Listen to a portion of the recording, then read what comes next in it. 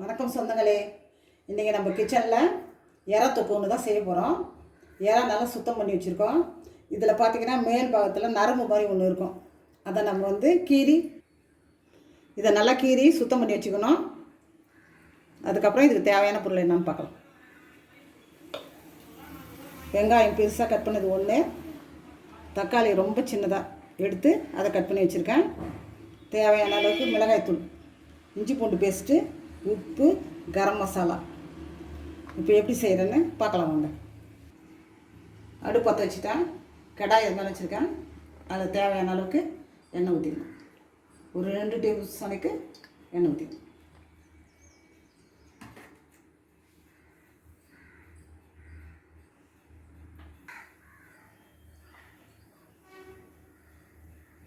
எண்ணெய் நல்லா காஞ்சதும் கொஞ்சமாக சோம்பு போட்டுக்கணும்.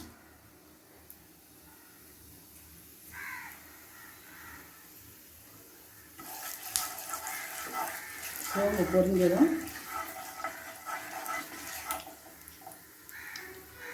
கொஞ்சமாக கருவேப்பிலை போடணும்.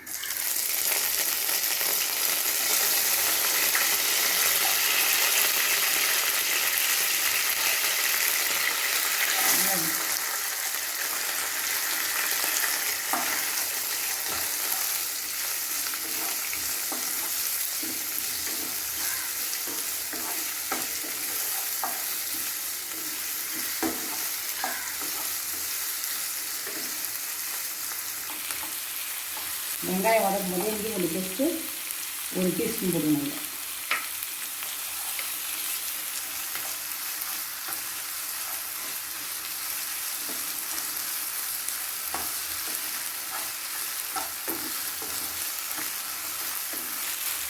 இப்போ தக்காளி சேர்த்துக்கலாம்.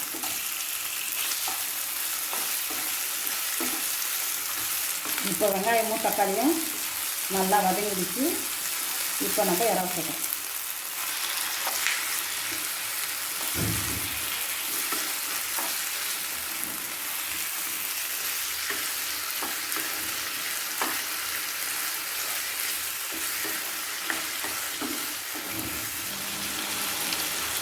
கொஞ்சமாக மஞ்சள். இறா நல்லா வதங்கிட்டு இந்த சமயத்தில் 2 ஸ்பூன் மிளகாய்த்தூள் போடுங்க. 2 ஸ்பூன் மிளகாய்த்தூள், 1/2 ஸ்பூன் கரம் மசாலா. இந்த சுவை கொஞ்சம் கூடுதலாக காட்டுறதுக்கு 1/2 ஸ்பூன் கரம் மசாலா. தேவைக்கு ஏற்ற உப்பு.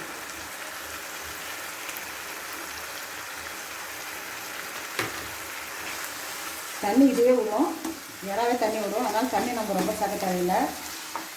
இது கூட சும்மா கொஞ்சமாக ஊற்றினா போதும். 5 நிமிஷத்துலாம் நம்ம தயார் பண்ணிடுவோம். ரொம்ப நேரமும் இறாவை வேக வைக்கக்கூடாது, ரப்பர் மாதிரி ஆகிடும். அதனால் கொஞ்சமாக தண்ணி ஊற்றி ஒரு 5 நிமிஷம் வேக வச்சா போதும்.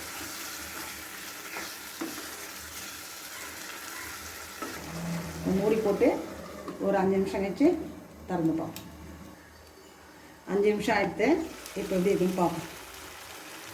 இப்போ நல்லா தண்ணி சுண்டி கிரேவியோட இறா சூப்பராக இருக்குது.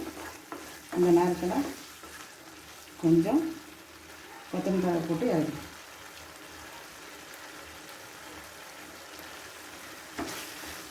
இறா தொக்கு தயார்.